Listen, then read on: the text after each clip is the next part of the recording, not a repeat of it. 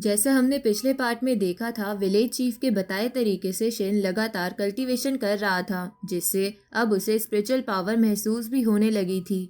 हालांकि अभी वो उसे इस्तेमाल नहीं कर सकता था, पर वो फील कर पा रहा था।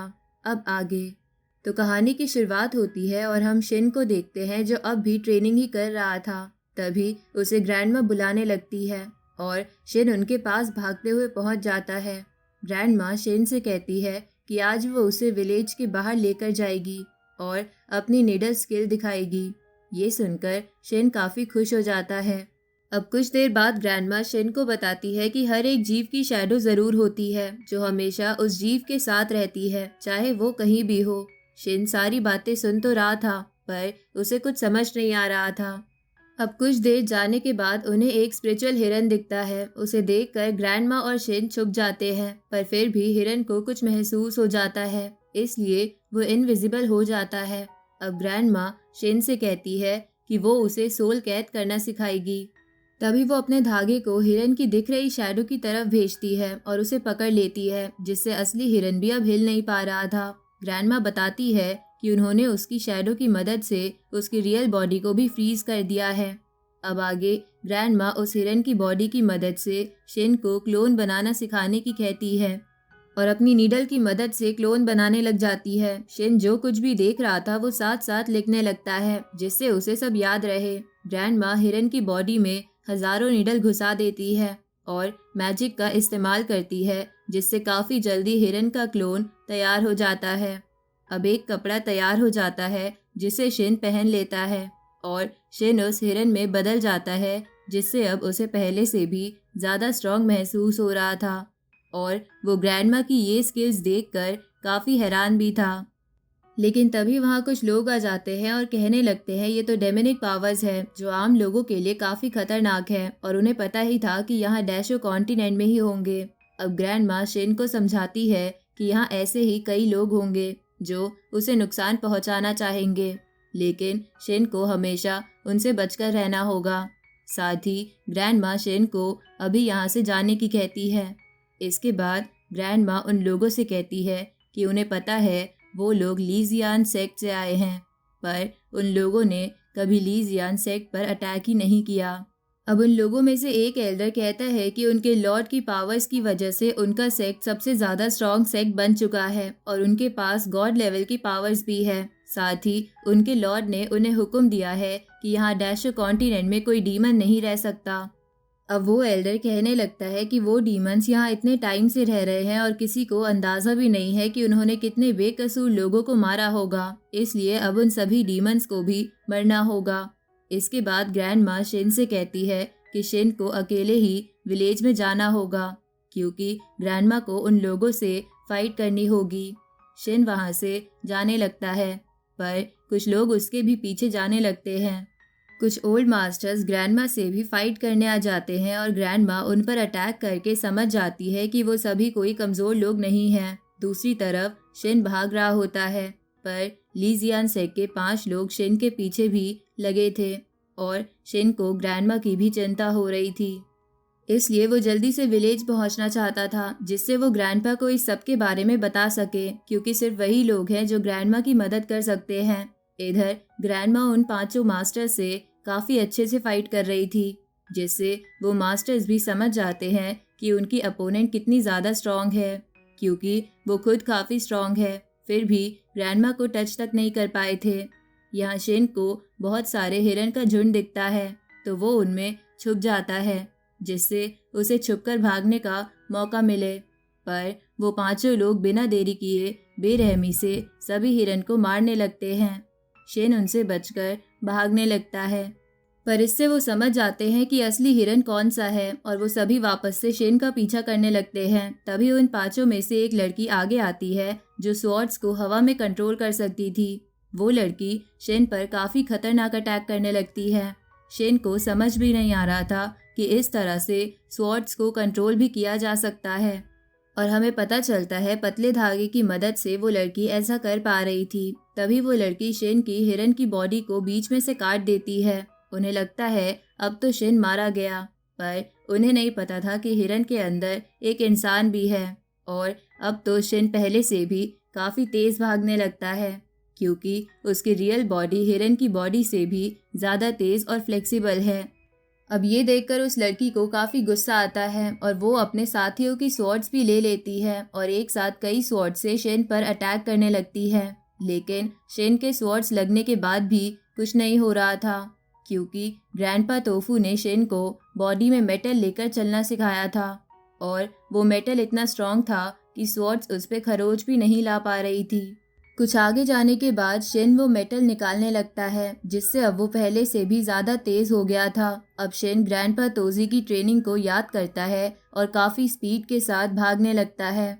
अब शेन उन्हें अपने एक काफ़ी खतरनाक जगह पर ले आया था, जहाँ काफ़ी ज़्यादा स्ट्रॉन्ग स्पिरिचुअल बीस्ट थे और वो लोग भी उस जगह को देखकर काफ़ी परेशान होने लगते हैं। शेन भी वहाँ था और हम शेन के पीछे एक बीस्ट को देखते हैं जो अपनी आंखें खोल लेता है और वो काफ़ी खतरनाक भी लग रहा था। तभी वो बीस्ट कई सालों की नींद से जाग जाता है और खड़ा हो जाता है। हमें पता चलता है वो मॉन्स्टर एप है। उसके खड़े होने की वजह से पूरा पहाड़ टूट जाता है और काफ़ी बड़े पत्थर नीचे गिरने लगते हैं। शेन उन्हीं पत्थर पर कूदते हुए नीचे आ जाता है, पर तभी उन पांचों में से एक लड़का शेन पर अटैक कर देता है। लेकिन तभी मॉन्स्टर एप बीच में अटैक कर देता है, जिससे उस लड़के को काफ़ी चोट आती है और शेन बेहोश हो जाता है। अब मॉन्स्टर एप चिल्लाते हुए कहने लगता है कि उसने उस बच्चे को मार दिया, अगर वो यहाँ से नहीं गए तो वो उन्हें मार देगा। उस मॉन्स्टर को बात करता देख वो पांचों काफ़ी हैरान हो जाते हैं, जिससे वो समझ जाते हैं कि इस मॉन्स्टर ने कल्टीवेशन का एक अलग लेवल अचीव कर लिया है, जिसकी वजह से इसके अंदर समझदारी आ चुकी है। शेन मरने का नाटक कर रहा था, जिससे सही टाइम पर वो वहाँ से भाग सके, लेकिन वो गलती से आंखें खोल लेता है, जिसकी वजह से सभी समझ जाते हैं कि वो जिंदा है और वापस उस पर अटैक करने लगते हैं।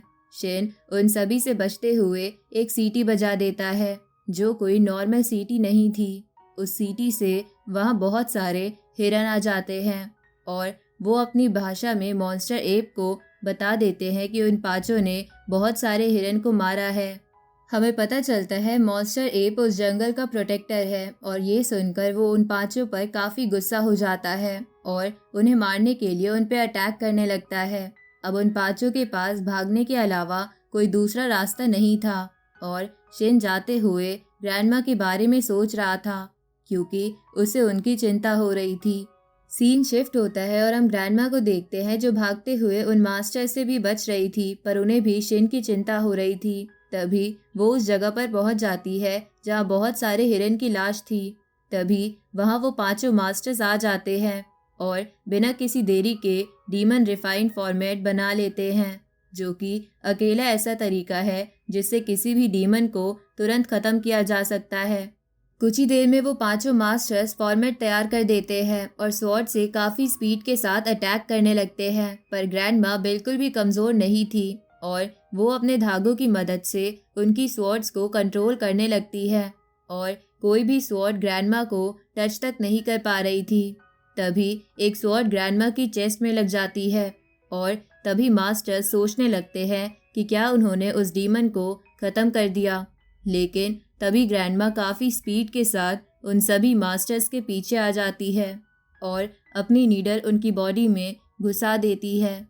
अब ग्रैंडमा अपनी टेक्निक का इस्तेमाल करती है, जिससे वो उन सभी मास्टर्स को अपने धागों में बांध देती है। ये देखकर वो सभी मास्टर्स भी काफ़ी हैरान थे कि पहले उन्होंने अपने आप को कमज़ोर दिखाया और मौका मिलते ही अटैक कर दिया। ग्रैंडमा एक मास्टर को मारने वाली होती है, लेकिन वो अपने मुंह से हजारों अवार्ड्स निकाल देता है, जिससे ग्रैंडमा को पीछे हटना पड़ता है। तभी सीन शिफ्ट होता है और हम उन्हीं पांचों लोगों को देखते हैं जो मॉन्स्टर एप के इलाके से बाहर आ गए थे, इसलिए अब वो उससे सेफ थे। तभी वो लड़की बताती है कि उसने शेन की बॉडी पर एक खास ट्रैकर लगा दिया था, जिसकी मदद से वो पता कर सकते हैं कि शेन कहाँ है। दूसरी तरफ हम शेन को देखते हैं, जो काफ़ी परेशान था, क्योंकि रात होती जा रही थी और रात में जिंदा बचना काफ़ी मुश्किल होगा। इसलिए शेन रुइन में छुपने का फैसला करता है, क्योंकि एक बार उसे ग्रैंडमा ने बताया था कि अगर वो कभी रात में बाहर रह जाता है तो वो रुइन में छुप सकता है। साथ ही सेफ रुइन पहचानने का तरीका भी ग्रैंडमा ने बताया था, पर शेन काफ़ी टाइम से लगातार भाग रहा था, जिसकी वजह से अब उसकी भी स्पिरिचुअल पावर काफ़ी कम बची थी। पर वो विलेज चीफ की सिखाई बातों को याद करता है कि कैसे कल्टीवेशन की मदद से वो हमेशा अपनी स्पिरिचुअल पावर बढ़ा सकता है।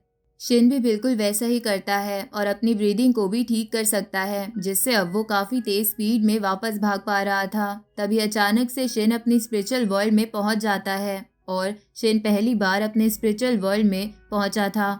सामने शिन को एक नया लेवल दिखता है, जिसे अगर शिन अचीव कर लेता है तो वो पहले से काफ़ी स्ट्रांग बन जाएगा। शिन उस नए लेवल को अचीव करने की कोशिश करने लगता है, पर जिस बैरियर के बारे में ग्रैंडपा ने उसे बताया था वो बीच में आने लगता है। लेकिन शिन की काफ़ी कोशिशों के बाद अचानक से वहाँ लावा आ जाता है, जो शिन को जला नहीं रहा था बल्कि उसे उसी लेवल की तरफ ले जा रहा था। तभी सीन शिफ्ट होता है और हम ग्रैंडमा को देखते हैं, जो सभी स्वॉर्ड से बच चुकी थी और उन मास्टर्स को समझ नहीं आ रहा था कि वो ओल्ड लेडी कौन है, क्योंकि उस स्वॉर्ड अटैक से बचना किसी के भी बस की बात नहीं है। तभी वो लोग देखते हैं कि ग्रैंडमा की पीठ पर एक स्वॉर्ड लगी थी और जैसे ही वो उस स्वॉर्ड को निकालती है उनकी स्किन निकलने लगती है और उनकी आवाज़ भी ओल्ड लेडी से नॉर्मल लेडी में बदल जाती है। ये देखकर वो सभी मास्टर्स हैरान हो जाते हैं और उनमें से एक कहता है कि वो तो डीमन सेक्ट की लीडर है, लेकिन वो आगे कुछ कह पाते इससे पहले ग्रैंडमा उन्हें ब्लास्ट करके ख़त्म कर देती है। तभी ग्रैंडमा तोजी को बाहर आने की कहती है और उनसे पूछती है कि वो वहाँ कब से थे, जिस पे तोजी जवाब देते हैं वो तो अभी यहाँ आए थे। अब तोजी ग्रैंडमा से कहते हैं कि वो सभी लोग एक ही विलेज से हैं और सभी लूज़र हैं, इसलिए उन्हें किसी के पास से कोई मतलब नहीं है। अब उन दोनों को शेन की चिंता होने लगती है, इसलिए वो उसे बचाने जाने लगते हैं। सीन शिफ्ट होता है और शेन को देखते हैं, जो रुइन की तरफ जा रहा था और वो पांचों लोग अब भी उसके पीछे थे। तभी शेन को एक चमकती जगह दिखती है और वो उसकी तरफ जाने लगता है, लेकिन तभी अंधेरा हो जाता है, यानी अब शेन के पास ज़्यादा टाइम नहीं था और अगर वो उस जगह पर नहीं पहुंचता तो किसी को नहीं पता कि उसके साथ क्या होगा।